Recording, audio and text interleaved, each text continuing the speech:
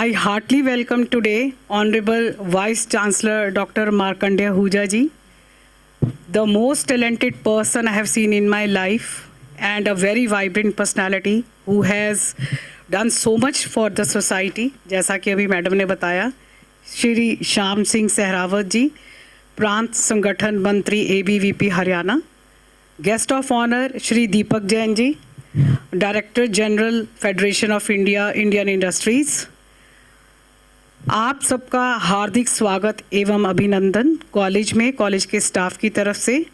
आपकी प्रेजेंस, आज आपका यहाँ होना हमारे कॉलेज में, हमारे स्टाफ के लिए, आज अगर हमारे थोड़े बहुत यहाँ पे स्टूडेंट्स हमने बुला रखे हैं, क्योंकि माहौल ऐसा नहीं है कि हम स्टूडेंट्स को बुला सकें, तो उनके लिए एक बहुत ही इंस्पिरेशन का विषय है, बहुत ही एनकरेजमेंट का विषय है, क्योंकि आज जो चर्चा का विषय है वो है न्यू एजुकेशनल पॉलिसी। और हमारे जो विशिष्ट अतिथि हैं दीपक जैन जी, वो सर्वप्रथम मैंने जैसा कि आपको बताया कि समाज सेवी हैं और द्वितीयतः फेडरेशन ऑफ इंडियन इंडस्ट्रीज़ के डायरेक्टर जनरल हैं और कितना इस चीज़ों के प्रति कटिबद्ध हैं कि हमारी शिक्षा प्रणाली में नई शिक्षा नीति किस प्रकार से मार्ग निर्देशन करेगी, उस बात के विचार मंथन के लिए, विचार विमर्श के लिए मैं उन्हें सादर आमंत्रित करती हूँ। माननीय विशिष्ट अतिथि श्रीमान दीपक जैन जी। आज के कार्यक्रम की अध्यक्षता कर रहे डॉक्टर पूजा खुल्लर जी, जिनके इस कॉलेज में आज ये कार्यक्रम हो रहा है, और वाइस प्रिंसिपल मीनाक्षी गिरी जी, आज के मुख्य अतिथि श्री श्याम सिंह राजावत जी, प्रांत संगठन मंत्री अखिल भारतीय विद्यार्थी परिषद, मुख्य वक्ता श्री मार्कंडेय आहूजा जी, वाइस चांसलर गुरुग्राम विश्वविद्यालय,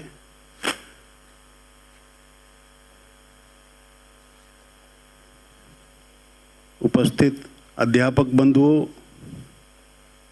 और विद्यार्थियों,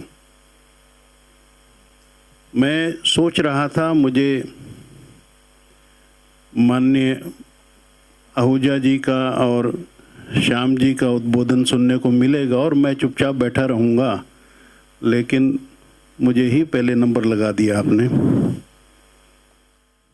हम देश में आगे की तरफ बढ़ रहे हैं, जितना हम सोचते हैं सरकार उससे कहीं ज़्यादा कदम आगे उठाती है। न्यू एजुकेशन पॉलिसी उसी दिशा में एक कदम है। अभी जिन्होंने स्वागत किया उन्होंने बताया न्यू एजुकेशन पॉलिसी में क्या क्या करने वाले हैं। हमारे जो मुख्य वक्ता डॉक्टर मार्कंडेय आहूजा जी उपस्थित हैं, वो उपकुलपति गुरुग्राम विश्वविद्यालय तो है ही हैं, मान्य शिक्षाविद भी हैं, समाज सेवी भी हैं, यशस्वी, तेजस्वी, ओजस्वी, ऊर्जस्वी डॉक्टर, मोटिवेशनल स्पीकर, गीता के गहन चिंतक और भारतीय संस्कृति के प्रचारक और भारतीय संगीता और संस्कृति के अभिनंदनीय वंदनीय ऐसे माननीय अतिथि को मैं सादर आमंत्रित करती हूँ। आज का जो मुख्य विषय है कि भारत में नई राष्ट्रीय शिक्षा नीति की भूमिका पर अपना प्रमुख और विशिष्ट व्याख्यान प्रस्तुत करने के लिए माननीय डॉक्टर मार्कंडेय आहूजा जी।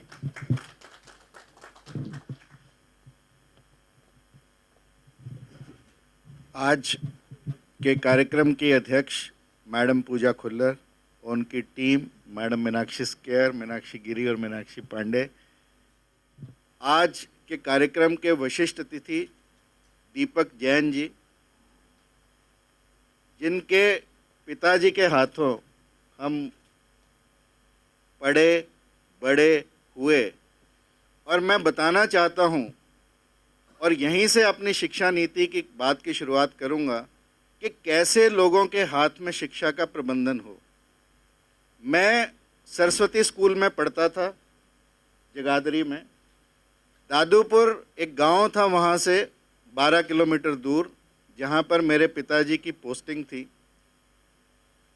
उसके बाद मेरे पिताजी की पोस्टिंग 3 साल हम गन्ने के ट्रक में वहाँ से वहाँ सरस्वती स्कूल पढ़ने आते थे, क्योंकि कोई माध्यम नहीं था आने का। यमुनानगर में एक खजूरी रोड है, वहाँ पर एक ऑगमेंटेशन कैनाल कॉलोनी है, वहाँ पर मेरे पिताजी का तबादला हुआ और मेरे पिताजी गए स्कूल में अपना ट्रांसफ़र सर्टिफिकेट हमारे तीनों भाइयों का लेने के लिए। तो जो प्राध्यापक थे उन्होंने कहा कि ये तीनों बच्चे तो मेरे स्कूल की शान है, ये तीनों बच्चे तो मेरे टॉपर्स हैं, क्योंकि मेरा छोटा भाई 5वीं में था, मैं 8वीं में था, मेरा बड़ा भाई 10वीं में था। तीनों बोर्ड की क्लासेस थी। अब तीनों बोर्ड की क्लासेस के अगर टॉपर निकलते हैं तो स्कूल को कुछ ना कुछ क्षति होती होगी, ऐसा उनका मानना था। तो हमारे जो प्राध्यापक थे दीवान जी, उन्होंने दर्शन लाल जी से बात की और उन्होंने कहा कि स्कूल का वाहन हम प्रोवाइड करेंगे। स्कूल में तब पैसे भी नहीं थे। उन दिनों में बजाज जो मैटाडोर थी वो 20,000 रुपये की आती थी और शायद स्कूल के पास उस समय 2,000 रुपये थे। दर्शन लाल जी घर घर गए जगाधरी में पैसा इकट्ठा करने और 15 दिन के अंदर 20,000 इकट्ठे करके वो वाहन उपलब्ध कराया उस विद्यालय के लिए और हम उस विद्यालय में पढ़ पाए और अपनी शिक्षा को पूर्ण कर पाए। ऐसे यदि लोग शिक्षा के साथ जुड़ेंगे, शिक्षा के प्रबंधन में जुड़ेंगे, तो निश्चित तौर पर जो शिक्षा नीति अब बनी है, ये शिक्षा नीति कोई सरकार द्वारा आरोपित शिक्षा नीति नहीं है। ये शिक्षा नीति जन जन के सुझावों पर बनी है। इस शिक्षा नीति में लगभग 2.5 लाख लोगों के सबसे पहले सुझाव लिए गए और उसके बाद इस शिक्षा नीति को बनाया गया। इसलिए यदि कोई व्यक्ति ये समझे कि ये सरकार की नीति है, तो ये सरकार की नीति नहीं है, ये जन जन की नीति है जिसमें जन जन के सुझाव को समावेशित किया गया है। ऐसी शिक्षा नीति जो सदियों के बाद इस भारत देश को मिली है और जिस शिक्षा के लिए और जैसी शिक्षा के लिए हम लोग बरसों बरस अपने अभियान चलाए रखे और लोगों तक जाकर अपनी बात पहुंचाते रहे, वो शिक्षा नीति अंततः भारत में स्वीकृत की गई और भारत में लागू की गई। मैडम मीनाक्षी ने अभी चर्चा की कि कहीं ना कहीं हम बच्चों के साथ बच्चों को संघर्ष करने की प्रवृत्ति से दूर रखते हैं। मैं उनकी बात से सहमत हूँ। हरियाणा में हूँ, हरियाणा की बात करता हूँ कि हरियाणा का एक किसान एक दिन भगवान के साथ उलझ गया। हरियाणा का आदमी ज़रूरी नहीं है मुख्यमंत्री से उलझे, भगवान से भी उलझ सकता है। और उसने भगवान को कहा कि भगवान, तेरे हिस्से बारिश करना, गर्मी करना, सर्दी करना, ये सब चीज़ें हैं, परंतु तू कैसी व्यवस्था करता है, कुछ भी टाइम पर नहीं होता। तू ऐसा कर, 1 बरस के लिए अपनी व्यवस्था मुझे दे दे और फिर देख मैं कैसी व्यवस्था करता हूँ। भगवान ने कहा तथास्तु। भगवान तो कृपालु हैं। भगवान ने तथास्तु कहा और उस व्यक्ति को मौसम ऋतुओं की सबकी व्यवस्था दे दी गई। अब समय पर गर्मी आई, समय पर बारिश हुई, समय पर सर्दी पड़ी, समय पर फसलें बोई गई, समय पर फसलें लहलहाई, परंतु जब फसलों को झाड़ा गया, काटा गया, तो फसल में जो दाने थे, दाने नहीं थे। दाने बनते हैं संघर्ष से। दाने बनते हैं जब हम संघर्षशील अपने जीवन में होते हैं। तो यदि हम अपने जीवन में दाने पैदा करना चाहते हैं, यानी जीवन को सफल और सार्थक बनाना चाहते हैं, तो संघर्ष पहली प्रक्रिया है जिसे कहीं ना कहीं स्कूलों में और महाविद्यालयों में दूर कर दिया गया। आज हमें स्कूल कैसा चाहिए? Air conditioned classrooms. यानी हमने बच्चे को हर व्यवस्था देने की कोशिश की है, परंतु हमने बच्चे को निकम्मा और निठल्ला भी बनाया। बच्चे के अंदर की संघर्ष शक्ति को कहीं ना कहीं हमने कम किया है और जब जब हम बच्चे की संघर्ष शक्ति को कम करेंगे, वो बच्चा अपने जीवन को सफल और सार्थक नहीं बना सकता। शिक्षा मनुष्य के जीवन के परिष्कार एवं विकास की प्रणाली है। यानी शिक्षा क्या है, पहले उसकी चर्चा करूंगा। जीवन के प्रत्येक अनुभव को शिक्षा कहा जा सकता है।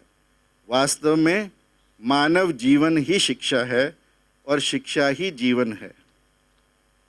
ऐसा जो भी व्यवहार जो मनुष्य के ज्ञान की परिधि को विस्तृत करे, अंतर्दृष्टि को गहरा करे, प्रतिक्रियाओं का परिष्कार करे और क्रियाओं को उत्तेजित करे या किसी न किसी रूप में उसे प्रभावित करे, वह शिक्षा है।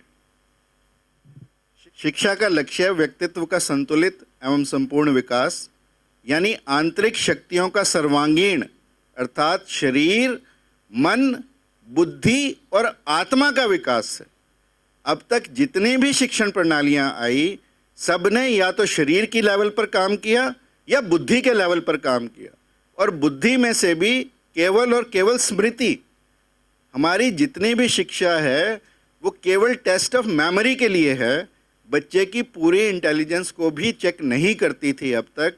परंतु मुझे विश्वास है कि नई शिक्षा नीति के माध्यम से हम कुछ ना कुछ बदलाव ज़रूर ला पाएंगे, और जिसकी चर्चा दीपक जी ने बड़े ही प्रभावी ढंग से की कि शिक्षा में जो नैतिकता की बात थी, जो मूल्यों की बात थी, जो भारतीय गौरवमयी इतिहास की बात थी, जो भारत की गौरवमयी संस्कृति की बात थी, सभ्यता की बात थी, वो नहीं समावेशित थी। परंतु अब इस शिक्षा नीति की प्रणाली के माध्यम से वो सब कुछ बड़े आसानी से समावेशित किया जा सकता है, और समावेश करने की प्रक्रिया भी दीपक जी उसकी शुरू हो चुकी है कि हम बच्चों के अंदर कैसे नैतिकता और मूल्यों का संवाहन और संवर्धन करें। और आज हम जिस मंच पर हैं, अखिल भारतीय विद्यार्थी परिषद, मुझे कहने में कोई भी संकोच नहीं है कि अखिल भारतीय विद्यार्थी परिषद के बने हुए, जैसे कबीर जी ने कहा कि गुरु कुम्हार शिष्य कुंभ है, गड़ी गड़ी काढ़े खोट, अंतर हाथ सहार दे, बाहर बाहर चोट। तो विद्यार्थी परिषद भी निश्चित रूप से ऐसा ही कार्य करती है कि विद्यार्थी के जितने भी खोट हैं उनको घड़ने का काम करती है, उनको ठीक करने का काम करती है, परंतु अंदर अपना सहारा देकर रखती है, ताकि विद्यार्थी को ये फीलिंग रहे कि उसके सपोर्ट में, उसके साथ, उसके अच्छे कार्य में और लोग भी उसके साथ लगे हुए हैं। शिक्षा के माध्यम से सहस्रों वर्षों से समाज के जितने भी अनुभव हैं वो हस्तांतरित किए जाते हैं, जिसकी चिंता दीपक जी ने की कि हस्तांतरण का, उस इतिहास का हमने कोई पन्ना रखा ही नहीं, परंतु नई शिक्षा नीति में निश्चित रूप से अपनी राष्ट्रीय धाती एवं संस्कृति का ग्रहण भी होगा, अर्थात शारीरिक, मानसिक, नैतिक और आध्यात्मिक चरित्र निर्माण, समाजीकरण एवं मनुष्य की संज्ञा पाने योग्य कहलाने के लायक सभी कार्य किए जाएंगे। शिक्षा के माध्यम से प्रत्येक पीढ़ी के साथ समाज की प्राचीन विधि का संरक्षण, संवर्धन और हस्तांतरण होता है, जिसकी चिंता पूर्ण ढंग से इस शिक्षा नीति में की गई है। भारतीय संस्कृति में शिक्षा को पवित्रतम माना गया, जैसा मैडम ने अभी कहा, गीता में कहा गया कि ना ही ज्ञानेन सदृशम पवित्रमहि विद्यते। महाभारत में कहा गया नास्ति विद्या समय चक्षु। दर्शन में इसे कहा गया कि ज्ञान को प्रकाश एवं अज्ञान को अंधकार की संज्ञा दी गई। इसलिए हमने कहा तमसो माँ ज्योतिर्गमय, कि मुझे अंधकार से प्रकाश की ओर ले जाओ, अस्तो माँ सद्गमय, मुझे असत्य से सत्य की ओर ले चलो, और मृत्योर माँ अमृतम गमय, यानी मुझे मृत्यु से मोक्ष की तरफ ले चलो। बट आयरनी इस बात की थी कि अब तक की जितनी भी शिक्षा नीतियाँ बनी उसमें कहीं भी इस भारतीय दर्शन को सम्मिलित नहीं पाया गया। कहीं पर भी हमें ऐसी शिक्षा नहीं दी गई कि हम अपने अज्ञान को पहचान सकें। केवल और केवल इन्फॉर्मेशन को ही ज्ञान माना गया। केवल और केवल आज भी टच ऑफ बटन से वी कैन गेट एवरीथिंग, हमें सब कुछ मिल सकता है यदि हम एक बटन दबाएं। But believe me, it is only information, it is not knowledge and wisdom. और यदि मैं इन्फॉर्मेशन और नॉलेज विजडम को डिफ्रेंशिएट करने की बात करूं तो मुझे याद आती है एक छोटी सी कहानी, जो एक दर्शन शास्त्री था, लॉरेंस जिसका नाम था, फिलॉसफर था। और फिलॉसफर्स के मन में कुछ भी आ सकता है। इस लॉरेंस के मन में आया कि क्यों ना राजस्थान के कुछ लोगों को पेरिस घुमा के लाऊं। हो गया होगा उसका, जैसे आपके गांव के आदमी का दीपक जी के साथ कोई ना कोई हो गया, तो वो उसने सोचा कि चलो राजस्थान के लोगों को ही पेरिस घुमा के लाते हैं। वो आदमियों को ले गया पेरिस की यात्रा पर और जाकर होटल में छोड़ दिया। और उन्हें कहा कि कल सुबह 10 बजे आ जाना, क्योंकि टूर पर लोग ऐसे ही करते हैं, सुबह होटल की लॉबी में इकट्ठे हो जाएंगे 10 बजे और फिर आगे के लिए चलेंगे। अब वो सब लोग 10 बजे आने थे परंतु आए नहीं। लॉरेंस लॉबी में बैठा इंतज़ार कर रहा है, वो लोग आए नहीं। शाम हो गई, 4 बजे नहीं आए। अंततः ऊपर गया तो उनसे पूछा कि भाई तुमने नीचे आना था। उसने कहा भाई हम तो नहा रहे हैं। राजस्थान का आदमी था, पानी कभी कभी देखने को मिलता है, तो उसने सोचा कि यहाँ पानी खुला है तो खूब नहा, तो वो नहाते रहे। और ऐसे वो रोज़ कहे, वो रोज़ नहाए, वो नहाते ही रहे, क्योंकि पानी मुश्किल से मिला था। 14 दिन पूरे हो गए, 14 दिन का टूर था। अब उसने फिर कहा भाई आज आ जाना, नहीं तो तुम्हारा जहाज़ छूट जाएगा। उन्होंने कहा कि ठीक है भाई, कोशिश करेंगे। परंतु वो फिर समय पर नहीं आए, तो वो दौड़ा गया उसी समय, उसने इंतज़ार नहीं की। तो वो जाकर देखकर हैरान होता है कि वो व्यक्ति टूटियाँ खोल रहे हैं, taps, they are just opening the taps, no, टूटियाँ उतारने का प्रयास कर रहे हैं। उसने कहा भाई ये क्या कर रहे हो? तो उन्होंने कहा भाई गाँव में जाके भी तो नहाएंगे। अब इन बेचारों को कौन बताए कि पानी टूटी से नहीं आता, पानी का सोर्स कोई और है, कहीं और से पानी आता है। उस रिजर्वायर की चिंता करनी चाहिए, और नई शिक्षा नीति ने उस रिजर्वायर की चिंता की है, इस टैप की चिंता, इस टूटी की चिंता नहीं की है। और हमने अब तक केवल और केवल उस टूटी की चिंता की है कि बच्चे को कैसे ज़्यादा से ज़्यादा इन्फॉर्मेशन दें, परंतु हमने वो पानी लगातार उसके नल में आता रहे, उसके दिमाग में लगातार निरंतर कैसे विद्या का प्रवाह होता रहे, उस रिजर्वायर की चिंता नहीं की। और नई शिक्षा नीति ने कहीं ना कहीं उस रिजर्वायर की, उस पानी की टंकी की चिंता की है, जिसके माध्यम से वो पानी आता है और बच्चे को ये टूटियाँ बदलने की या उतारने की आवश्यकता नहीं पड़े। शिक्षा एक संस्कार प्रक्रिया है, जिसकी चिंता दीपक जी ने बड़े अच्छे ढंग से की कि माता पिता, परिजन, पुरजन, गुरुजन, अग्रपाठी, सहपाठी, समाज के नेता, अधिष्ठाता, सभी नवीन पीढ़ी पर विभिन्न प्रकार से संस्कार डालते हैं। और ये संस्कारों की बदौलत ही था कि वीर हकीकत ने 12 वर्ष की आयु में अपने प्राण त्यागने का प्रयास किया। जब मां दुर्गा को गाली दी गई तो वीर हकीकत ने मां फातिमा को गाली दी, क्योंकि बच्चा, उसके अंदर संस्कार है कि अगर मेरे धर्म को गाली दी गई है तो मैं दूसरे के धर्म को भी गाली दूंगा।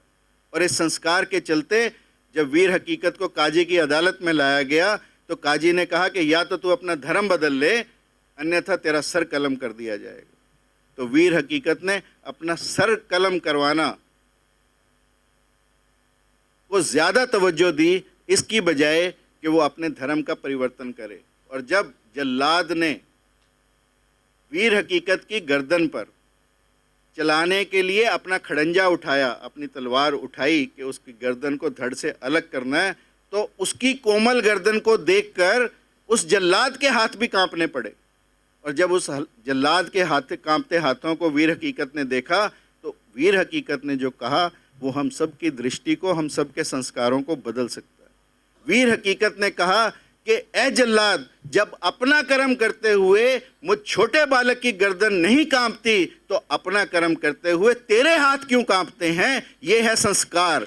और ये संस्कार यदि हम अपने बच्चों के अंदर डाल पाए तो निश्चित रूप से इस शिक्षा नीति का फ़ायदा हम सबको होगा, हमारे देश और समाज को होगा, जिसकी चिंता श्याम जी भाई साहब ने इतने अच्छे ढंग से की। शिक्षा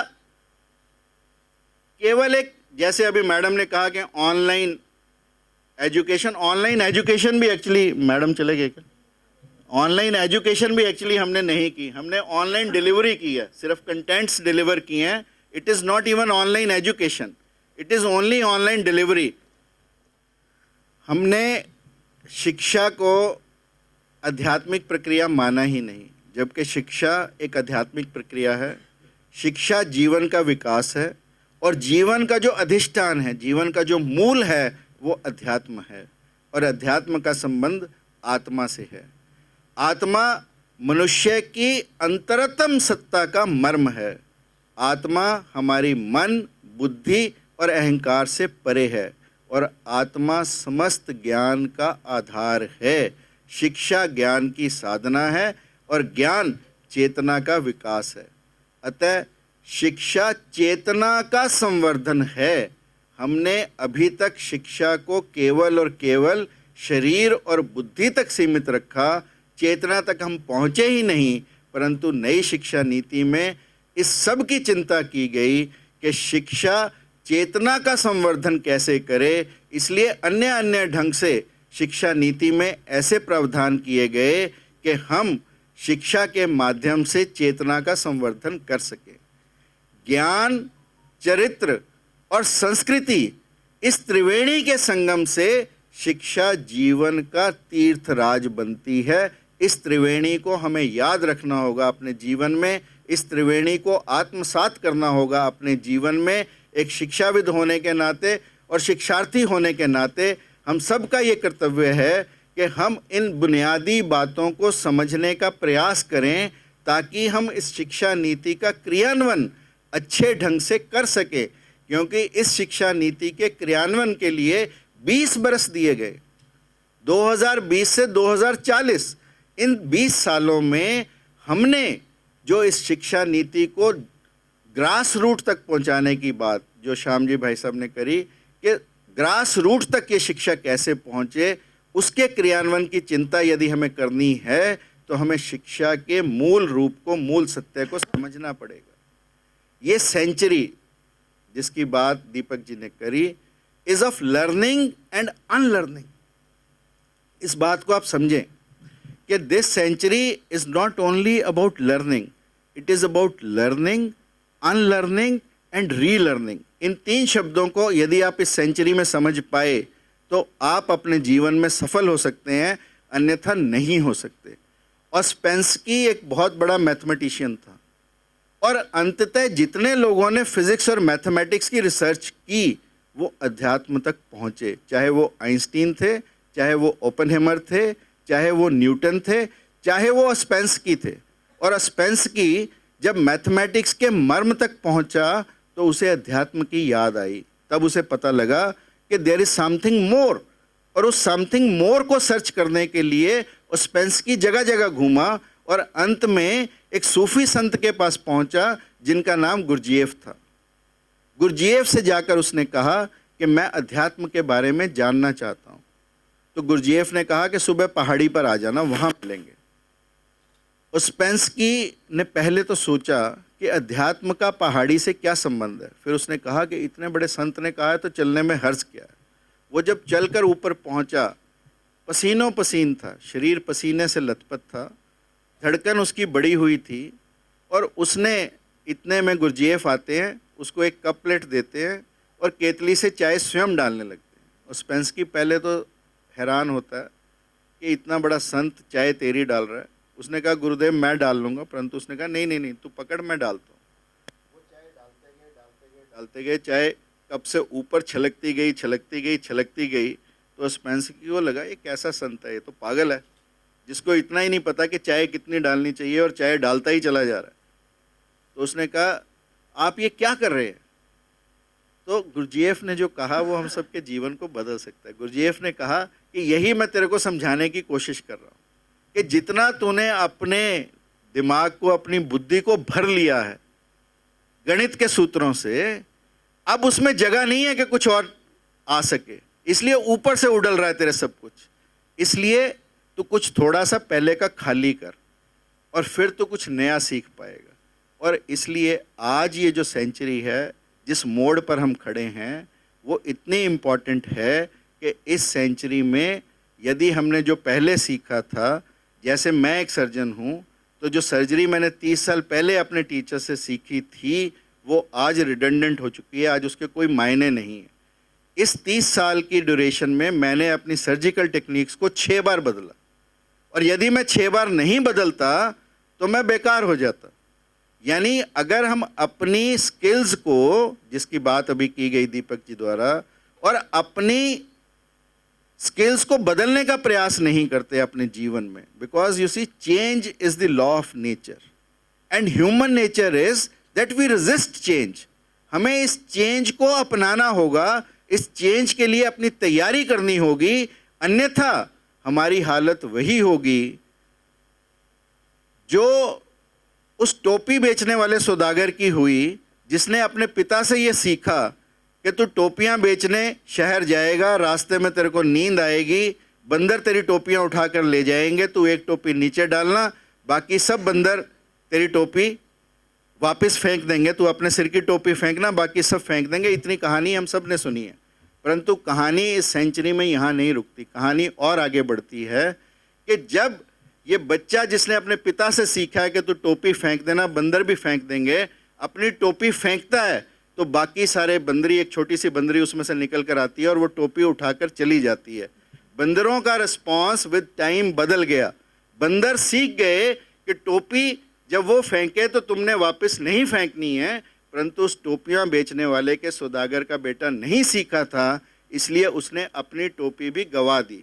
और यदि हम भी ना सीखे और हमने अपने अंदर भी बदलाव नहीं किया तो हमारी हालत भी वही होगी। इसलिए we must change is the law of nature and human nature is to resist change. और हमें उस अपनी नेचर को बदलना पड़ेगा ताकि हम चेंज को वेलकम कर पाएँ, ना कि चेंज को रेजिस्ट कर पाएँ।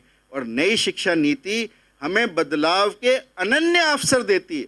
इतने अवसर हैं इसमें बदलाव के कि जब चाहो अपना स्ट्रीम बदल लो, जब चाहो अपने सब्जेक्ट्स बदल लो। तो ये जो बदलाव की नीति इस शिक्षा नीति ने हमें दी है, it is very important for us to grow in life. और ये हमें समझना होगा कि यदि हमने अपने जीवन को सफल और सार्थक बनाना है तो अपने अंदर बदलाव लाने पड़ेंगे और उस बदलाव के लिए तैयारी भी करनी पड़ेगी। और इस शिक्षण नीति ने भी हमें बदलाव की तैयारी, जो ये मंथन चल रहा है, जो चिंतन चल रहा है, चाहे अखिल भारतीय विद्यार्थी परिषद के माध्यम से हो या अन्य संगठनों के माध्यम से हो या कॉलेजेस और विश्वविद्यालय के माध्यम से हो, तो ये जो प्रक्रिया चिंतन की, मंथन की शिक्षा नीति पर चल रही है, ये इसीलिए चल रही है कि हम अपने आप को बदलाव के लिए तैयार कर पाएँ। अन्यथा हम भी पिछड़ जाएंगे और यदि हम पिछड़ गए इस बार तो दोबारा हमें कोई उठा नहीं पाएगा। इस बात को हमें समझना होगा। शिक्षा पूर्ण मानव क्षमता को प्राप्त करने का एक न्याय संगत और न्यायपूर्ण समाज के विकास का और राष्ट्रीय विकास को बढ़ावा देने के लिए एक मूलभूत आवश्यकता है। इस बात की चर्चा अक्सर होती है कि शिक्षा के माध्यम से बदलाव आता है, और इसमें कोई शक भी नहीं है कि शिक्षा के माध्यम से बदलाव आता है, परंतु शिक्षा कैसी हो जिसके माध्यम से बदलाव आए, इसकी चिंता नई शिक्षा नीति में की गई है। अब तक जैसे मेरे से पूर्व वक्ताओं ने चर्चा की कि शिक्षा, हमारी शिक्षा केवल मैकाले द्वारा आरोपित शिक्षा, हमें एक क्लर्क बनाने की, एक नौकर बनाने की प्रक्रिया इस शिक्षा से मिलती है। इस शिक्षा से केवल और केवल, जिसकी चिंता मैडम मीनाक्षी ने भी की कि केवल और केवल डिग्री मिलती है, बाकी सब चीज़ों को हमने एक्स्ट्रा करिकुलर कर दिया। उन एक्स्ट्रा करिकुलर को करिकुलर में कैसे समावेशित किया जाए, कैसे एक्स्ट्रा करिकुलर को करिकुलर ही बनाया जाए, इस बात की चिंता नई शिक्षा नीति में की गई है। और जब हम शिक्षा के मूल सत्य को समझेंगे, शिक्षा के मूल को समझेंगे, शिक्षा के दर्शन को समझेंगे, शिक्षा के मनोविज्ञान को समझेंगे, तो निश्चित रूप से जो नई शिक्षा नीति हम लागू करेंगे वो इस व्यक्ति के बदलाव की, समाज के बदलाव की और देश के बदलाव की चिंता इस शिक्षा नीति के माध्यम से होगी। अन्यथा अब तक हमने केवल और केवल शिक्षा को जीविका से जोड़ा, शिक्षा को जीवन से नहीं जोड़ा। इसलिए मैंने अपने विश्वविद्यालय का जब ध्येय वाक्य लिखना था तो हमने लिखा, विद्या तू जीवनाए ना तू जीविकाए, यानी विद्या जीवन के लिए है, ना कि केवल जीविका के लिए। और इसी बात की चिंता स्वामी विवेकानंद ने की थी जब उन्होंने ये कहा था कि शिक्षा जीविका का माध्यम ना हो, शिक्षा हम सबके अंदर अनेकों सुप्त शक्तियां हैं, उन सुप्त शक्तियों को जागृत करने का माध्यम हो। और उन सुप्त शक्तियों को जागृत केवल और केवल नई शिक्षा नीति के माध्यम से बहुत ऐसे सुझाव दिए गए हैं, बहुत ऐसी पॉलिसीज़ बनाई गई हैं, बहुत ऐसे नियम बनाए गए हैं जिससे नई शिक्षा नीति के माध्यम से हम इन सब चीज़ों को अपना सकें। और इसलिए मेरा आप सबसे अनुरोध है कि आप एक बार इस शिक्षा नीति को पढ़ें ज़रूर, क्योंकि इस शिक्षा नीति के केंद्र में शिक्षक और शिक्षार्थी ही हैं। अब तक शिक्षा नीति जो भी बनी उनमें जो केंद्र था, जो मूल केंद्र था, जो फोकस था मूल, वो इंफ्रास्ट्रक्चर पर था। अब जो फोकस आया है वो शिक्षक और शिक्षार्थी पर है, वही महत्वपूर्ण है, क्योंकि जैसी आपने चर्चा की गुरुकुलों की, वहां पर केंद्र में क्या था? शिक्षक और शिक्षार्थी। सुविधाएं नहीं थी। और सुविधाएं तो अगर जैसी चर्चा दीपक जी ने की, एकलव्य के पास कौन सी सुविधा थी?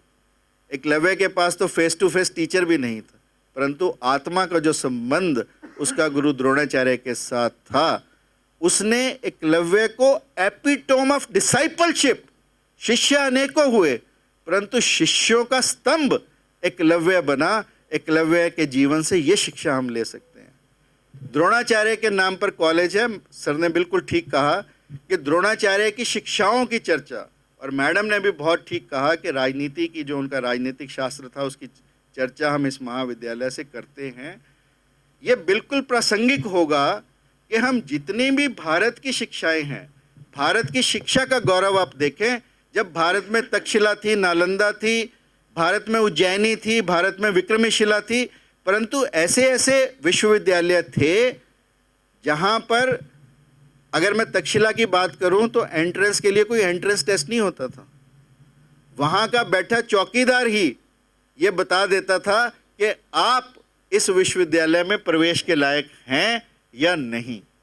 ये केवल और केवल वहां का बैठा चौकीदार, उसके अंदर भी इतनी समझ थी, इतनी विजडम थी कि वो ये बता सकता था कि ये व्यक्ति अंदर प्रवेश के लायक है या नहीं। वो क्या क्या देखता होगा, ये हमें समझने की आवश्यकता है। नालंदा विश्वविद्यालय, बख्तियार खिलजी 1 साल तक उस पुस्तकालय को जलाता रहा। पुस्तकों की अग्नि समाप्त नहीं हुई 1 बरस तक। इतनी पुस्तकें उस नालंदा में थी। ये भारत की शिक्षा का गौरवमयी इतिहास है। और आज भी भारत में अनेकों शिक्षा के केंद्र बने हैं। ऐसा नहीं कि उसके बाद भारत में अभी कुछ बना ही नहीं। भारत में बन रहे हैं और बनते रहेंगे, सतत प्रक्रिया है। परंतु what we are worried is about the product which is coming out of them. और वो प्रोडक्ट कितना अच्छा हो, वो समझने की आवश्यकता है। हम क्या अच्छे व्यक्तियों का निर्माण उस शिक्षा पद्धति के या उन महाविद्यालयों या विश्वविद्यालयों के माध्यम से कर रहे होगा।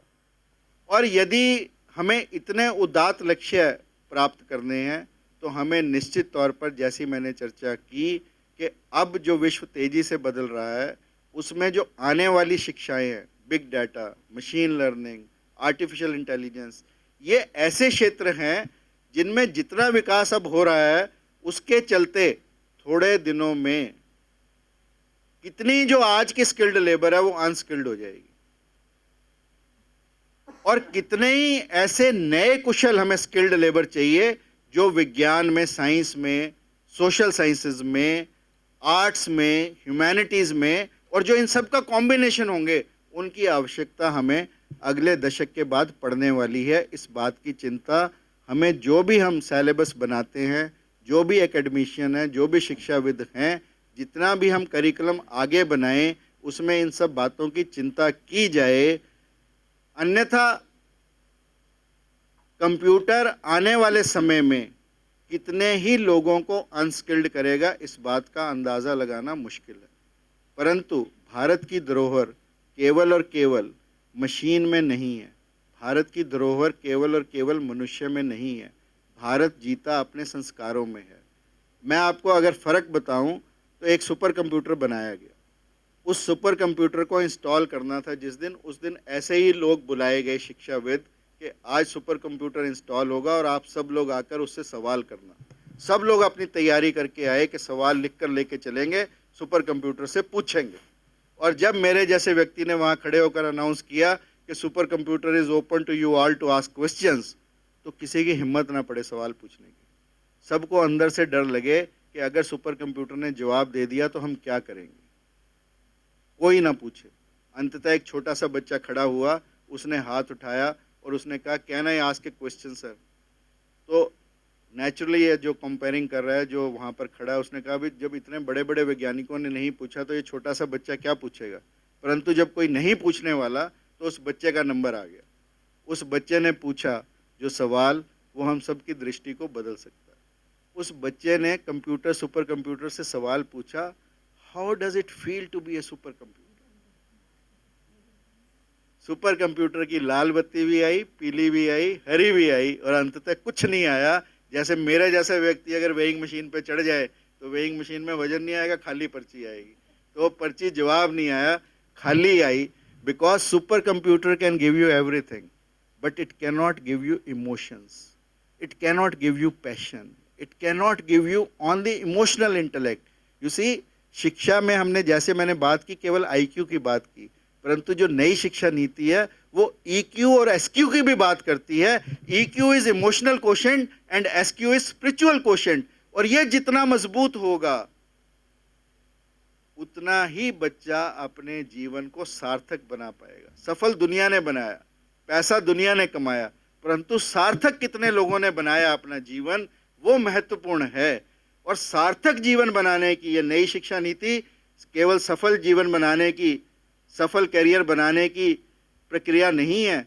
इट इज ऑल अबाउट कि सार्थक कैसे बनाया जाए जीवन को, और वो सार्थकता बनाने के लिए क्या क्या उपाय किए जाएं, क्या क्या प्रयोग किए जाएं, इन सब की चर्चा नई शिक्षा नीति करती है। इसलिए नई शिक्षा नीति में आईक्यू के साथ साथ ईक्यू और एसक्यू की भी चिंता की गई है, जिसे जानना हम सब के लिए बहुत महत्वपूर्ण है। और इस ईक्यू और एसक्यू के चलते निश्चित तौर पर हमारी दृष्टि कंप्यूटर्स के प्रति और जितनी भी नई तकनीक आ रही हैं उनके प्रति बदलेगी। नई शिक्षा नीति में एक सबसे महत्वपूर्ण बात जो मुझे अच्छी लगी वो है lifelong learning. It is very important that we are always in a continuous education mode. अगर हम कंटिन्यूअस एजुकेशन मोड में नहीं हैं तो हम निश्चित तौर पर बाहर फेंक दिए जाएंगे। पीएचडी बच्चा हिंदी का मेरे पास आया, मैम, मैंने कहा भी क्या सुना, तो उसने कहा कि सर मैं तो आउट ऑफ टच हूँ। अब आप ये बताओ, काखा गा के लिए out of touch, PhD English को अगर आप कहो एबीसी सुना और वो कहे मैं आउट ऑफ टच हूँ, this cannot be tolerated. So you have to be in a, only problem is कि वो बच्चे जिनसे हम ऐसे सवाल करते हैं वो कंटिन्यूस एजुकेशन मोड में नहीं है। अगर वो कंटिन्यूस एजुकेशन मोड में होंगे तो कभी भी ऐसा जीवन में नहीं आएगा कि हमें कहना पड़े कि मैं आउट ऑफ टच हूँ। और कंटिन्यूस एजुकेशन मोड की जब मैं बात करता हूँ तो मुझे बहुत अच्छी सी 4 लाइनें याद आती हैं जो कभी मैंने लिखी थी कि मैंने चिड़िया से कहा कि मैं तुम पर एक कविता लिखना चाहता हूँ। चिड़िया ने मुझसे पूछा, तुम्हारे शब्दों में मेरे परों की रंगीनी है? मैंने कहा नहीं। तुम्हारे शब्दों में मेरे कंठ का संगीत है? मैंने कहा नहीं। तुम्हारे शब्दों में मेरे डेनों की उड़ान है? मैंने कहा नहीं। तो उसने कहा, जब तुम्हारे अंदर, तुम्हारे शब्दों में मेरा कुछ है ही नहीं तो तुम मुझ पर कविता क्यों लिखना चाहते हो? मैंने कहा मुझे तुमसे प्यार है। तो चिड़िया ने कहा, ताली फिर बजाना, चिड़िया ने कहा फिर प्यार का शब्दों से क्या सरोकार है? एक अनुभव हो नया और मैं मौन हो गया। यानी always it is an experience, it is always an experience to learn and one must learn. और दत्तात्रेय ने तो हमारे शास्त्रों में 34 गुरुओं की बात कि हमें इतने गुरु अपनाने चाहिए कि जितने सांप भी गुरु है, अजगर भी गुरु है, चिड़िया भी गुरु है, तोता भी, मतलब ऑल काइंड्स ऑफ गुरुज। हम कहीं से कुछ भी सीख सकते हैं, ये बड़ा इंपॉर्टेंट है। और जो नई शिक्षा नीति में जो और चर्चा की गई वो ये है कि अधिक जोर बच्चे का प्रॉब्लम सॉल्विंग यानी समस्या समाधान, दूसरा रीजनिंग और तीसरा क्रिएटिविटी। इन 3 चीज़ों पर जो जोर दिया गया, अब तक हमने केवल और केवल क्रैमिंग, रट्टाफिकेशन, इस पर जोर दिया, परंतु क्रिएटिविटी की बात इस नई शिक्षा नीति में की गई। यानी प्रॉब्लम सॉल्विंग, रीजनिंग और क्रिएटिविटी ये बहुत इंपॉर्टेंट हैं। और सर मैं आपको सरस्वती स्कूल और एक दूसरे स्कूल का उदाहरण देकर ये बात समझाना चाहता हूँ। ये मेरे जीवन का बहुत महत्वपूर्ण प्रसंग है जब मेरे जीवन में एक नया बदलाव आया। मैं 9.5 मतलब 9.5वीं क्लास में था जब मेरे पिताजी का तबादला यमुनानगर से जींद हुआ। वो स्कूल की वजह से रुकवाना चाहते थे क्योंकि उनको लगता था कि सरस्वती विद्या मंदिर बहुत अच्छा स्कूल है, इसलिए वहीं पढ़ना चाहिए। इतने में उसी दिन रिजल्ट आया 10वीं का। तो उस 10वीं के हरियाणा बोर्ड के रिजल्ट में पहले 10 के 10 toppers SD high school Jind के थे। तो पेरेंट्स को लालच आ ही जाता है कि सरस्वती स्कूल में तो बोर्ड का टॉपर नहीं आया, टॉपर तो आए एसडी स्कूल जींद के और वहाँ बदली हो रही है। तो मेरे पिताजी ने बदली रुकवाने की बजाय फट से कहा कि हम चल रहे हैं वहाँ पर। We are shifting to Jind, और हम जींद में शिफ्ट कर गए। और अब मेरी क्या हालत हुई, नए स्कूल में जाना, दाखिला लेना, और उस स्कूल ने एक बेस्ट सेक्शन अपना बनाया था, सी सेक्शन उसे बोलते थे, उसमें 33 बच्चे ही वो रखते थे। संख्या का किस लिए 33 थे ये मुझे नहीं पता, पर 33 ही रखते थे। मैं 34वां गया तो मुझे लेने से हिचकिचाहट हुई, पर जब उन्होंने मेरा रिकॉर्ड देखा कि टॉपर है पहली 9 क्लासेस का, तो उन्होंने कहा चल पर टेस्ट लेंगे इसका। उन्होंने टेस्ट लेने के लिए पहला टीचर आया इंग्लिश का, उसने कहा भाई माय बेस्ट फ्रेंड, पहले तो उसने ये पूछा तेरे को कितने ऐसे याद है। मैंने कहा सर याद तो मुझे एक भी नहीं। उसने खड़ा किया, एक श्री राम था, वो कहता है 176 याद है, दूसरा पवन था, वो कहे 186 याद है। मतलब किसी को भी 150 से कम याद नहीं थे, और मुझे एक भी नहीं याद। पर मैंने बड़ी हिम्मत करके कहा कि sir if you give me a chance I can read और write on any topic of your choice, क्योंकि हमें वहाँ पर प्रमोट ही ऐसे किया गया था, creativity, how to polish your shoes, how to make a cup of tea. जो हमारे टीचर थे दीवान साहब इंग्लिश पढ़ाते थे, ऐसे ही पढ़ाते। अब यहाँ नई समस्या के याद कितने हैं, ये तो याद तो था नहीं, बट उसने मेरे को मौका दिया तो 3 मिनट, बिलीव मी, मैं नॉन स्टॉप बोला, और अच्छे से बोला। I was sure about my self कि मैंने जो कुछ कहा है वो ठीक बोला हूँ मैं। परंतु उस टीचर ने मेरे को 0 दी, क्योंकि उसने मेरे से सवाल पूछा कि किस कुंजी से याद किया, और मैंने कुंजी का कभी अपने जीवन में नाम नहीं सुना था। अब उसने कहा कुंजी से याद किया, मेरे को तो नाम ही नहीं पता थे कुंजी के। खैर एनीवे, इंग्लिश वाले ने यही किया। मैथमेटिक्स वाला आया तो मुझे कहता भी तेरे को कितनी एक्सरसाइज आती है। मैंने कहा सर मेरे को तो 32 थ्योरम आती हैं। उन दिनों में थ्योरम होती थी, फिर एक्सरसाइज, किसी को 540 याद, 550 याद। फिर उसने लिख दिया, मैंने कहा सर मैं सॉल्व करूँगा मैथमेटिक्स वाले को। फिर सॉल्व किया, ढंग से कर दिया सॉल्व, बिल्कुल ठीक जवाब आया। उसका भी यही प्रश्न कि किस कुंजी से किया। अब ये कुंजियों वालों ने 3 महीने मेरे जीवन में बदलाव लाए, और मैं अपने जीवन में कभी भी इतनी मायूसी नहीं छाई जितनी उस दिन छाई, सारे टेस्ट में फेल होके। परंतु मैंने भी उस दिन निश्चय किया कि 3 महीने अब केवल घोटे लगाने, और 3 महीने मैंने घोटे लगाए। और दिसंबर में मैं स्कूल का टॉपर था, और जब हमारी फ़ोटो होने लगी तो सबसे पहले हेडमास्टर साहब ने मेरे को कहा भी ये हमारा टॉपर है, आगे आ जा, बिठा लिया। और उसके बाद मैं बोर्ड का टॉपर बन गया। पर टॉपर तो बन गया, पर आज तक जीवन में वो बात मेरे अंदर से कुचकती है कि तू टॉपर बना केवल याद कर कर। क्रिएटिविटी तो तेरी 9.5 क्लासों में रह गई। जो ये 6 महीने थे, ये क्रैमिंग थी जिसने तुझे टॉपर बनाया, पर उस क्रैमिंग का मेरे जीवन में कोई भी स्थान नहीं है। केवल और केवल उस समय के विद्यालय की ये मांग थी तो मैंने ऐसा किया, अन्यथा कभी भी जीवन में मौका पड़ा मैंने क्रैमिंग को प्रोत्साहित नहीं किया। और आज भी मेरे बच्चे जब पढ़ते थे तो मैंने उन्हें हमेशा कहा, I do not believe in numbers. तुम चाहे क्लास में सबसे पीछे आना, परंतु तुम्हारे फंडामेंटल्स बिल्कुल क्लियर होने चाहिए। Both of my children are doctors, और उन्होंने इस बात को अपने जीवन में अहमियत दी कि concept based education, not cramming based education. And it is so very important कि नई एजुकेशन पॉलिसी ने इस बात की चर्चा की है कि बच्चों को प्रॉब्लम सॉल्विंग, बच्चों को रीजनिंग, बच्चों को क्रिएटिविटी कैसे सिखाई जाए, इस बात की चिंता की गई है।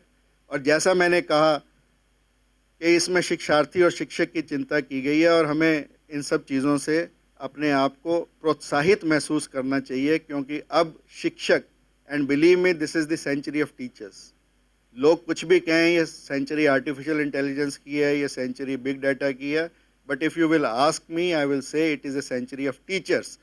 और ये टीचर्स की सेंचुरी है। टीचर्स को इस दायित्व को समझना होगा, इस रिस्पॉन्सिबिलिटी को समझना होगा, और इस चैलेंज को भी समझना होगा, और इस अपॉर्चुनिटी का भी फ़ायदा उठाना होगा कि नाउ इज़ द टाइम जब पुनः भारत में अध्यापक के स्थान पर गुरु पैदा होंगे, और गुरु वह जो हमें अंधकार से प्रकाश की ओर ले जाए, गुरु वह जो हमें असत्य से सत्य की ओर ले जाए, गुरु वह जो हमें बूंद से सागर बनाए, गुरु वह जो हमें सीप से मोती बनाए, गुरु वह जो हमें जागने से जागृत अवस्था में ले जाए।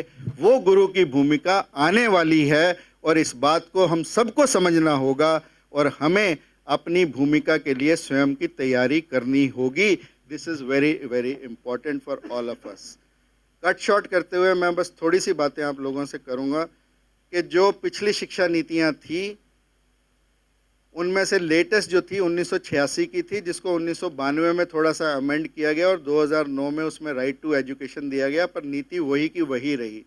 तो 34 सालों के बाद सरकार ने एक बहुत ही अभिनंदनीय, बहुत ही वंदनीय, बहुत ही ऐसा कार्य किया है जिसकी चर्चा जन जन में होनी चाहिए, जिसकी चर्चा का लाभ जन जन को मिले, और जिस नीति को अपनाकर हम भारत को पुनः विश्व गुरु, जिसकी चिंता श्याम जी भाई साहब जैसे लोग करते हैं कि भारत पुनः विश्व गुरु कैसे बने, भारत पुनः सोने की चिड़िया कैसे बने, वो FII वाले लोग दीपक जैन जी की अध्यक्षता में करते हैं कि भारत को सोने की चिड़िया, आर्थिक तौर पर भारत कैसे मजबूत हो, संस्कार के तौर पर भारत कैसे मजबूत हो, इस बात की चर्चा आप लोगों से, इन सब लोगों ने की। इसके कुछ मूलभूत सिद्धांत हैं इस शिक्षा नीति के, जिस सिद्धांतों में से सबसे पहला सिद्धांत ये है कि बच्चे की विशिष्ट क्षमताओं की स्वीकृति। हर बच्चा अलग है, इसे हमें समझना होगा। श्री अरबिंदो ने कहा, महर्षि अरबिंदो ने कहा कि there is divinity in every child and the purpose of education is to take out that divinity. और हम बच्चे को उसकी दिव्यता के माध्यम से समझते ही नहीं है। हम केवल और केवल बच्चा क्लास में आता है, उसे कहते हैं ये सिलेबस है, इसको याद करो और पास हो, इसके अलावा हमारा कोई संबंध नहीं है। परंतु बच्चे के अंदर, हर बच्चा अलग है, इसे समझना होगा। हर बच्चे के अंदर अलग दिव्यता है, इसे समझना होगा, और उस दिव्यता को निकालना हमारा कार्य है। ये एक शिक्षाविद का काम है जिसे हमें समझना होगा। और ये मूलभूत सिद्धांतों में है शिक्षा नीति के कि हर बच्चे के अंदर विशिष्ट क्षमता है, उन क्षमताओं की स्वीकृति, एक्सेप्टेंस इज वेरी इंपॉर्टेंट, कि हर बच्चा अलग है, हर बच्चे के अंदर अलग से कुछ है जिसका हमें विकास करना है। बुनियादी साक्षरता और संख्या ज्ञान को सर्वाधिक प्राथमिकता देना, यह भी बड़ा इंपॉर्टेंट है कि मूल रूप से साक्षरता और संख्या ज्ञान, इसको भी हमें नहीं छोड़ना कि क्रिएटिविटी के चक्कर में हम बाकी पीछे की चीज़ें छोड़ दें, वो भी अनिवार्य हैं, परंतु दोनों को इंटीग्रेट करना, दोनों को आपस में मिलाना बड़ा इंपॉर्टेंट है। तीसरा जो सिद्धांत इस शिक्षा नीति में है लचीलापन का। लचीलापन कि जैसे अब तक क्या होता रहा है कि पैदा होते ही माँ बाप सेटल कर देते हैं कि ये डॉक्टर बनेगा, ये इंजीनियर बनेगा, ये अकाउंटेंट बनेगा। हम 3 भाई थे तो पैदा होते से पहले ही फैसला था कि पैदा मैं बाद में हुआ, पहले माँ बाप ने फैसला कर दिया कि ये डॉक्टर बनेगा, मैं तो बन गया। परंतु हमें बच्चों के साथ ऐसा नहीं करना है। बच्चे का इंटरेस्ट कहीं हो, और ऐसे ही मतलब धर्म के मामले में भी हमने यही किया। हमने पैदा होते ही मंत्र फूंक दिया तो हिंदू है। उसको हिंदू धर्म की यदि हम खूबी बताएं और फिर हिंदू धर्म को बच्चा एक्सेप्ट करेगा क्यों नहीं? कोई कारण ही नहीं है कि एक्सेप्ट ना करे। यानी हमें बच्चे को दिमाग में ये नहीं डालना कि तूने ये बनना है। बच्चे को उसकी दिव्यता का, उसकी क्षमताओं का विकास करना, उसके अंदर जो भी क्षमताएं हैं। और इसलिए लचीलापन दिया गया कि मैं मेडिकल ले लूं और अचानक से मुझे ख्याल आए कि मेरा तो इंटरेस्ट ही नहीं है, तो now I can not go back.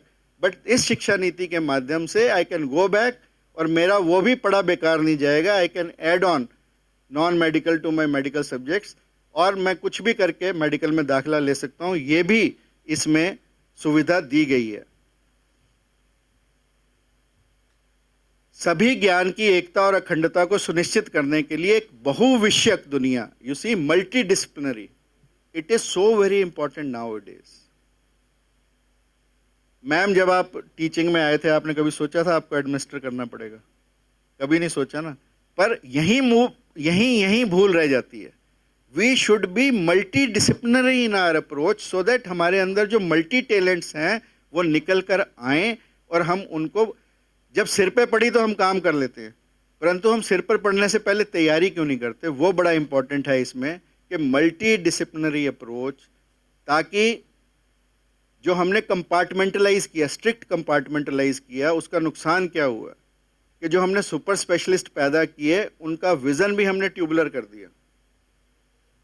आप घुटने बदलता है उस डॉक्टर के पास जाएं तो आपकी जरा सा भी अगर कहीं चाल में फ़र्क आ गया ना तो वो कहेगा घुटने बदलवा ले, क्योंकि उसको नज़र ही यही आता है कि घुटने बदलने हैं, है ना।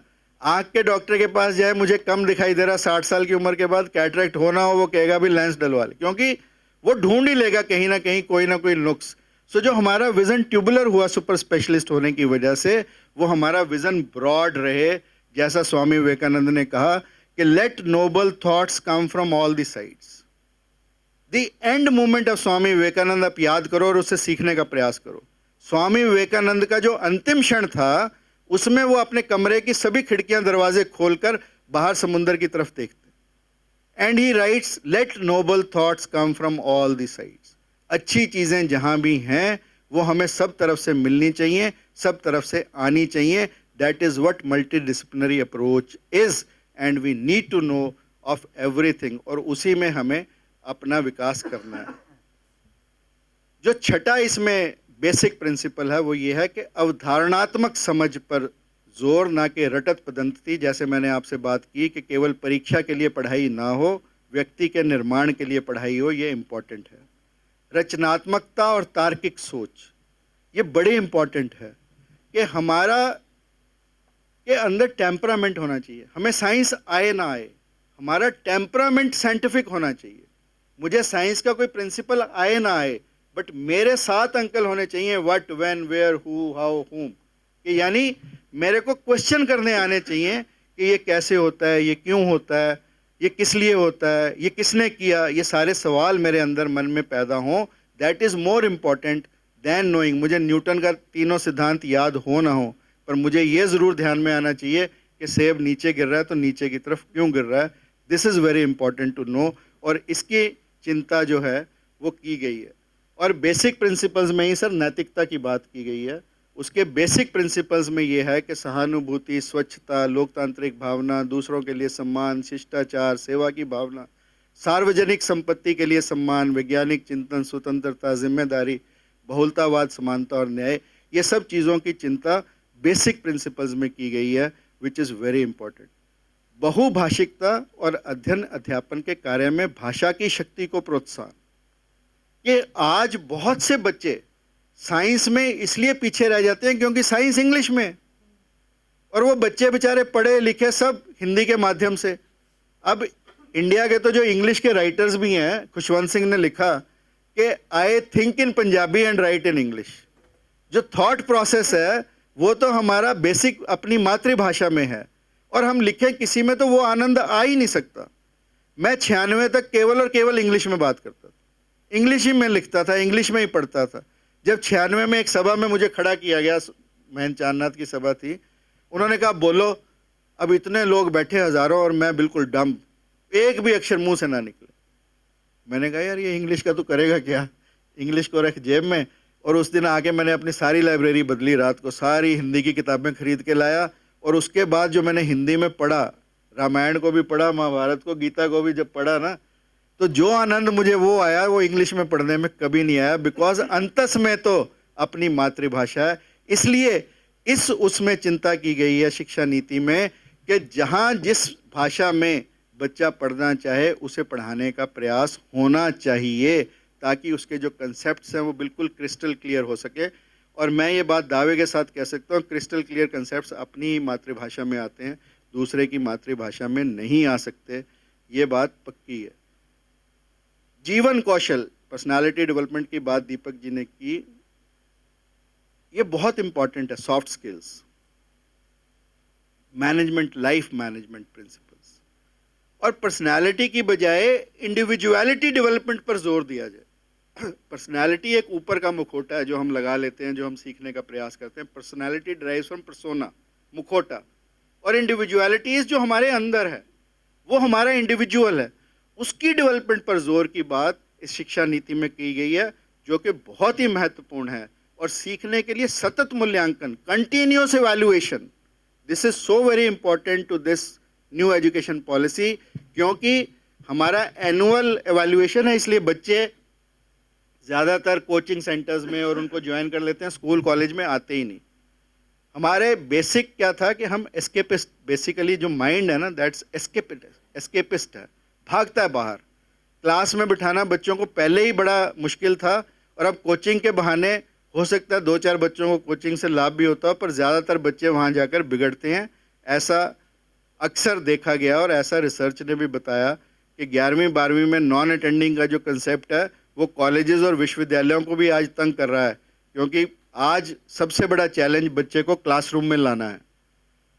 आप किसी भी यूनिवर्सिटी, किसी भी कॉलेज में, आई एम श्योर मैम आपको भी प्रॉब्लम आती होगी, बच्चे आते ही ये पूछते हैं कि सर क्लास अटेंडिंग है या नॉन अटेंडिंग है। ये नॉन अटेंडिंग का जो हमने कंसेप्ट डाला है, this is going to kill India, let me tell you. ये बिल्कुल ही एक ऐसा कंसेप्ट है जो भारत की पूरी कितनी अच्छी शिक्षा नीति हम बना लें उसको तबाह करके रखेगा। इसलिए सतत मूल्यांकन जो है, कंटिन्यूस एवेल्युएशन है, हर हफ्ते, हर तीसरे दिन, हर 15 दिन जब होगा तो बच्चा क्लासरूम में अपने आप आएगा। And to meet out this challenge, this is so very important. तकनीकी के यथासंभव उपयोग पर जोर। आखिरकार हमें अपने आप को बदलना होगा, तकनीकी को अपनाना होगा। आज कोविड ने हमें एक चैलेंज भी दिया, एक अपॉर्चुनिटी भी दी। चैलेंज आया तो हम सब खड़े हुए, हम सबको जिनको नहीं भी आती थी गूगल मीट पर या किसी पर भी सबने सीखने का प्रयास किया और सब सीखे, और सब ने एक प्रयास किया कि तकनीक का उपयोग करके बच्चों को उनके घर तक हम पहुंच पाएं। शिक्षा एक समवर्ती विषय है, इसको भी समझना होगा, ये भी एक बेसिक प्रिंसिपल्स में है और उसके सम्मान को भी हमें रखना होगा। सभी शैक्षिक निर्णयों की आधारशिला के रूप में पूर्ण समता और समावेशन, साथ ही शिक्षा को लोगों की पहुंच और सामर्थ्य के दायरे में रखना। It is a big challenge कि विद द प्राइवेटाइजेशन जो ट्यूशन फीस है, it is sky rocketing. 25-25 lakh, 50-50 lakh अब भारत में भी फीस ली जाती है, परंतु हम कैसे उस शिक्षा को, अच्छी शिक्षा को, क्वालिटी एजुकेशन को ठीक फीस तक बच्चों तक कैसे पहुंचाएं, ये भी इसकी चिंता इसमें की गई है। और सबसे बड़ी बात जो इस शिक्षा नीति में की गई है, बेसिक प्रिंसिपल्स में, वो ये की गई है कि जो स्कूली शिक्षा और महाविद्यालय की शिक्षा, विद्यालय और महाविद्यालय की शिक्षा में जो अब तक कटआउट था, एक बीच में दोनों के कट था कि स्कूल की शिक्षा कॉलेज में काम ही नहीं आती थी, वो अब कंटिन्यूटी में चलेगी कि दोनों का तालमेल बिठाने का काम अब चलेगा कि जो हमने स्कूल में पढ़ा वो बेकार नहीं जाए। जैसे मुझे कई बार लगता है कि मैंने पहले MBBS किया, फिर MS किया, और MS भी आईज में किया, तो मैंने बाकी टांगबाजों की एनाटॉमी पढ़ के किया क्या? तो अगर मेरा शुरू से ही तालमेल ऐसा बिठाया जाता तो शायद मैं डिफरेंट तरह का व्यक्ति होता। तो मतलब तालमेल जो है वो बड़ा इंपॉर्टेंट है। शिक्षकों और संकाय को सीखने की प्रक्रिया का केंद्र मानना, उनकी भर्ती और तैयारी की उत्कृष्ट व्यवस्था, फ्लॉलेस सिलेक्शन सिस्टम हम करें, ये भी, इसकी भी चिंता इस शिक्षा नीति में की गई है। और इसके अलावा मैंने जैसा कहा, गुणवत्तापूर्ण शिक्षा और विकास के लिए उत्कृष्ट स्तर का शोध, research is so very important. इसमें जो शोध पर जोर दिया गया, नेशनल रिसर्च फाउंडेशन को बनाने की बात की गई है। आज हमारा जो रिसर्च है वो कहीं भी समाज के लिए नहीं है, अपनी डिग्री, अपनी PhD की डिग्री के लिए है, कहीं भी उसकी एप्लीकेबिलिटी हम समाज में नहीं पाते। तो जितना भी हम रिसर्च मटेरियल आगे इकट्ठा करें वो समाज के लिए, देश के लिए कैसे उपयोगी हो, इसकी चिंता की बात भी इस शिक्षा नीति में की गई है। और शैक्षिक विशेषज्ञों द्वारा निरंतर अनुसंधान, कंटिन्यूस रिसर्च, कंटिन्यूस एजुकेशन, और सबसे बड़ी चिंता जो की गई है, जिसकी चिंता मैडम ने भी कही कि दोनों पैरों से अगर हम उठाकर चलेंगे तो गिरेंगे, भारतीय जड़ों और गौरव से बंधे रहना। ये बड़ा इंपॉर्टेंट है कि हम अपनी जड़ों से, अपने गौरव से कैसे बंधे रहें और बच्चों को प्रासंगिक भी लगे। स्वामी राम तीर्थ जब जापान में गए तो उन्होंने देखा कि छोटे छोटे बोनसाइज, बड़ और पीपल के पेड़ इतने इतने, तो बड़े हैरान हुए। उन्होंने माली से पूछा कि तुम इतने छोटे छोटे बड़ और पीपल कैसे बनाते हो, भारत में तो इतने बड़े बड़े हैं। भगवान कृष्ण का गीता का उपदेश वाला बड़ पेड़ आज तक के 5000 साल हो गए, कितनी जड़ें हैं। तो उसने कहा कि बड़ी आसान सी बात है कि हम इनकी जड़ों को काटते हैं। इन्हीं जड़ों को काटने का प्रयास पिछले 2000 वर्ष में भारत के साथ भी किया गया, क्योंकि हमारी जड़ों पर प्रहार किया गया, हमें अपनी संस्कृति, संस्कार और सभ्यता से अलग किया गया। इसलिए जो हमारा निखार था, जो हमारा डेवलपमेंट था, वो कहीं ना कहीं छोटा होकर रह गया। और इस शिक्षा नीति ने ये चिंता की है कि भारतीय जड़ों और गौरव से हम कैसे बंधे रहें, उस बात की चिंता की गई है। शिक्षा एक सार्वजनिक सेवा है। गुणवत्तापूर्ण शिक्षा तक पहुंच को प्रत्येक बच्चे का मौलिक अधिकार मानना चाहिए। It should be a fundamental right कि बच्चे को क्वालिटी एजुकेशन मिले, ये बच्चे का फंडामेंटल राइट होना चाहिए। इस बात की चिंता भी उसमें की गई है। एक मजबूत जीवंत सार्वजनिक शिक्षा प्रणाली में पर्याप्त निवेश जिसकी चिंता की गई कि 4.6 से अब 6% हमारा बजट किया गया, डेफिनेटली वो हमारे उसको बदलने का प्रयास करेगा। और इस राष्ट्रीय शिक्षा नीति का जो विज़न है वो भारतीय मूल्यों से विकसित शिक्षण प्रणाली है। ये बहुत महत्वपूर्ण है कि हम भारतीय जड़ों से जुड़े रहें। अपनी जो शिक्षा प्रणाली थी भारत की, जिसका मूल हमारे अंतस में था, उसको प्रमोट करने के लिए और भारत को पुनः एक महान शक्ति, एक विश्व गुरु, एक सोने की चिड़िया बनाने में प्रत्यक्ष रूप से योगदान देगी, ऐसा मेरा मानना है। ये पहला प्रयास है जिसमें हमने शिक्षा नीति में शिक्षा के जो मूल में परिवर्तन चाहिए उनको लाने का प्रयास किया गया। और समस्या जब कोई भी हो, जब तक हम उसे जड़ से नहीं पकड़ेंगे, अपनी आखिरी बात कहकर बात को समाप्त करूंगा, जड़ से पकड़ने का प्रयास पहली बार किया गया। जैसे मेरा एक दोस्त था, वो एक दिन लंगड़ा कर चल रहा था। अब मेडिकल कॉलेज में हर तरह के स्पेशलिस्ट होते हैं। लंगड़ा कर चला तो पहले उसे सर्जन मिल गया। सर्जन ने कहा, भाई ये तो जो टांग में तेरे लंगड़ाहट है ना, ये अपेंडिक्स की वजह से है, तू अपेंडिक्स करवा ले अपना, तो ठीक हो जाएगा। बेचारे ने अपना अपेंडिसेक्टमी करवा ली, अपेंडिक्स करवा लिया, फिर भी लंगड़ा। अब लंगड़ा के चल रहा है तो उसे ENT वाला मिल गया। ENT वाले ने कहा, भाई देख, टॉन्सिल्स में एक बार एक आदमी के साथ ऐसे हुआ था, तो टॉन्सिलेक्टमी करा ले, अपनी टॉन्सिल करवा ले। उस बेचारे ने टॉन्सिल करा लिया, टॉन्सिल करा के चला गया, फिर भी वैसे का वैसा लंगड़ा। फिर ऑर्थो वाला मिला, उसने कहा, भी तेरा जो ये है ना पेल्विस, इसमें कोई दिक्कत है, इसको ठीक करते हैं तो तू ठीक होके चलेगा। उस बेचारे ने उसका पेल्विस रिपेयर कर दिया। थोड़े दिनों में लंगड़ाहट तो उसकी ठीक नहीं हुई, पर अचानक से मैंने देखा कि ये बंदा बिल्कुल ठीक चले आ रहा है। मैंने उसे कहा, भाई देख, उसने ठीक कहा था तेरी पेल्विस रिपेयर करी तो ठीक। कहता, ना जी, ना तो मैं अपेंडिक्स कराने से ठीक हुआ, ना मैं टॉन्सिल कराने से ठीक हुआ, ना मैं पेल्विस रिपेयर कराने से ठीक हुआ। मेरे तो जूते में एक कील था, वो मैंने निकाल ली और मैं ठीक से चलने लगा। तो ये जो शिक्षा नीति है, ये जूते में जो कील घुसी थी, उस कील को निकालने का प्रयास है और समस्या को जड़ से पकड़ने का प्रयास है, मूल से पकड़ने का प्रयास है। यदि हम इस शिक्षा नीति को इस ढंग से लेंगे तो निश्चित तौर पर भारत का भविष्य बदलेगा, भारत की दशा भी बदलेगी, भारत की दिशा भी बदलेगी। और मैं धन्यवाद देना चाहता हूं जो आज की सरकार है, जिन्होंने इस शिक्षा नीति को जन जन की शिक्षा नीति बनाया और जन जन तक पहुंचाने का काम अगले 10 वर्ष में होगा, ऐसा मेरा आशा ही नहीं पूर्ण रूप से विश्वास है। आप सब ने मुझे बड़े ध्यान से सुना, आप सबका बहुत बहुत धन्यवाद। और मैडम पूजा, आपने मुझे यहाँ बुलाया, श्याम जी आपने इतने प्यार से सुना, दीपक जी, मैडम मीनाक्षी, आप सबका बहुत बहुत धन्यवाद। और जितने भी लोग इस सभागार में मुझे झेलने के लिए बैठे रहे, उन सबका भी बहुत बहुत धन्यवाद।